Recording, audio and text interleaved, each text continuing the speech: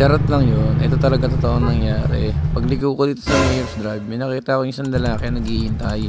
At wala pa na siya masakyan, kaya binusinan ko at tinalok ko ng sakay. Kita nyo, alam na alam niya agad yung gagawin. Hindi man lang siya nagdalawang isip, napapasakayin ko siya. Hindi man lang niya kinonfirm. Basta sakay agad siya. Sabay nagtanong kung hanggang dulo daw ba ako ng kalsada.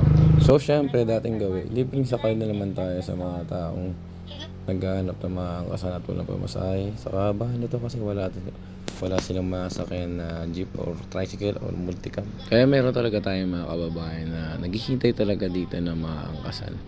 Kasi may mga dumadaan dito na talagang nagkakawanggaw. Mga pwedeng angkasan, mga pwedeng sabayan.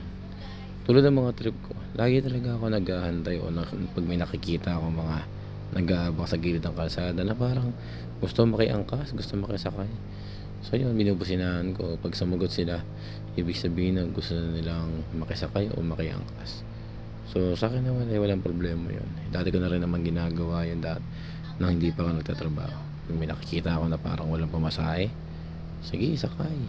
Kung saan ako pupunta, kung doon ka rin pupunta, walang problema. Ang kaso nga lang, wala akong dalang extra helmet. Kaya pasensya na lang. Biglaan din naman kasi. Saka hindi naman kasi masyadong malayo yung paghahatiran ko sa kanya. Saka sabi niya, papasok daw siya ng trabaho at wala siyang pamasahe.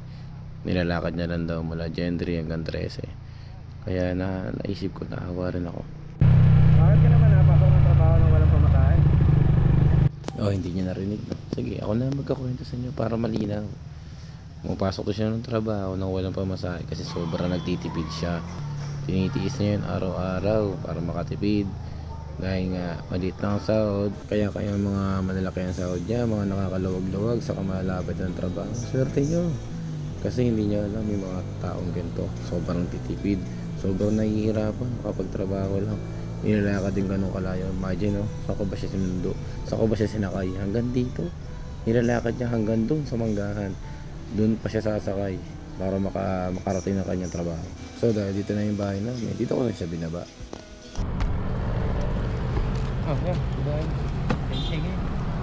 At dahil nga may extra man ako dito, inabotan ko na rin si kuya ng konting pamasahe para naman sa pag-uwi niya, meron na siyang pamasahe pa uwi bukas at makasama niya na yung family niya.